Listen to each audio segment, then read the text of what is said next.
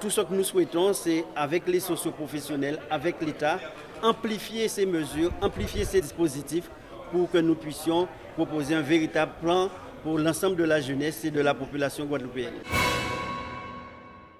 Ce matin, nous avons tenu à faire une conférence de presse pour trois raisons. Montrer l'unité des élus, que nous sommes en bloc pour cette sortie de crise.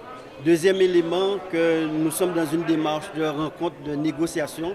C'est pour ces raisons que nous avons présenté notre projet, notre proposition de méthode. Mais troisième élément, il y a des compétences qui nous concernent, départements, régions et communes. Nous avons déjà travaillé sur ces compétences. Nous vous avons présenté un certain nombre de propositions et tout ce que nous souhaitons, c'est avec les socioprofessionnels, avec l'État, amplifier ces mesures, amplifier ces dispositifs pour que nous puissions proposer un véritable plan pour l'ensemble de la jeunesse et de la population guadeloupéenne. La Guadeloupe veut sortir de ce conflit. Quand on écoute les Guadeloupéens aujourd'hui, les Guadeloupéens veulent sortir de ce conflit. Ce conflit a déjà coûté excessivement cher à la Guadeloupe. Nous sommes là pour apporter des solutions. Nous sommes à l'écoute de la misère, à l'écoute de la détresse, à l'écoute des difficultés des jeunes Guadeloupéens, mais aussi des pères et des mères de famille qui sont concernés par les suspensions dues à la vaccination obligatoire. Nous sommes là pour apporter des solutions et nous jouons notre rôle sans pour autant mettre à genoux l'économie de la Guadeloupe et mettre à genoux les Guadeloupéens de manière générale.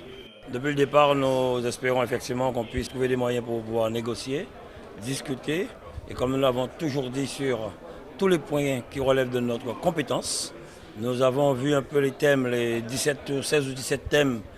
Il n'y a que le premier effectivement qui relève de l'État, mais nous avons la possibilité, les moyens de répondre aux 16 autres thèmes dans l'intérêt des Guadeloupéens. Et c'est pour cette raison aujourd'hui que tous les élus, tous les maires étaient avec nous dans cette conférence de presse, ont signé la proposition que nous allons envoyer au collectif pour leur dire que nous sommes prêts à travailler dans l'intérêt de la Guadeloupe. Si on aime la Guadeloupe, on doit pouvoir s'asseoir et travailler. C'est vrai, ça prend du temps, c'est vrai qu'il y a eu de couacs, c'est vrai qu'il y a eu de retard, mais aujourd'hui, il faut qu'on se dise, si on aime la Guadeloupe, mettons-nous ensemble pour travailler pour cette belle région. Nous avons des propositions pour la jeunesse, sur l'eau, sur le transport. Les EPCI ont déjà délibéré pour la création d'un syndicat unique pour le transport. Nous travaillons dessus.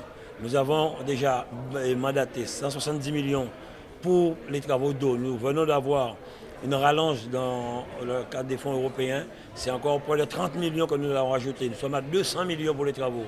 Nous avons demandé à l'État une garantie pour accompagner ce SMO. Concernant l'emploi, on a parlé du PEC. Nous avons fait des propositions concernant ce parcours emploi compétences de manière à ce que l'État puisse nous autoriser à aller sur 4 ans avec un salaire au moins de 1 700 € net que nous demandons à l'État de financer à 85-90%. Nous ferons, le département et la région, le nécessaire pour les autres. Non, nous sommes dans la constitution donc, du budget 2022. Ce que nous avons voulu, c'est de chiffrer ces dispositifs.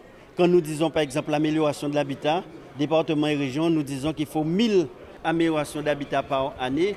Il faut se dire que ce sont des artisans qui peuvent travailler. Ce sont des carreleurs, des maçons, des pêtres, des plombiers. Et c'est près de 2000 qui vont pouvoir travailler sur ces différentes améliorations. Mais ce qu'on veut, c'est aller au-delà. Et c'est pour ces raisons que nous allons demander à l'État que nous prenons notre contribution. Il y a des fonds qui existent, LBU, il y a l'ADI, PAPOD, pour que sur ces dispositifs, que nous puissions peut-être faire 1500, voire 2000. Mais dès maintenant, nous montrons notre engagement pour obtenir aussi des engagements supplémentaires. Nous avons voulu travailler en mettant en évidence les urgences. La première urgence, c'est sur la question sanitaire. Le syndicat voudrait qu'on travaille là-dessus et c'est une priorité. La deuxième urgence, bien sûr, c'est sur la situation de la jeunesse. Ça, on le sait très bien et la jeunesse l'a fait entendre suffisamment fort. Et puis une autre troisième urgence, selon le syndicat, et nous l'entendons aussi, c'est la situation des familles guadeloupéennes. Nous avons aussi des projets en cours en Guadeloupe, de gros chantiers, je le dis, de très gros chantiers avec le département, avec les EPCI, qui nous permettront de pouvoir donner du travail à certains jeunes sur le long terme parce que nous avons la possibilité de le faire. Ce que nous voulons aujourd'hui, c'est qu'on puisse se dire vraiment, c'est un moment difficile à passer. Le monde aura encore des périodes difficiles. Mettons-nous ensemble si on aime la Guadeloupe. Sur la santé aussi, nous avons fait des propositions La région n'est pas compétente, mais la région a toujours pris sa part. Donc je le dis aujourd'hui, s'il y a la volonté des hommes, il faudrait à un certain moment mettre son orgueil de côté et de penser Guadeloupe, d'agir au Guadeloupe. Si on aime la Guadeloupe, on se mettra ensemble pour demain.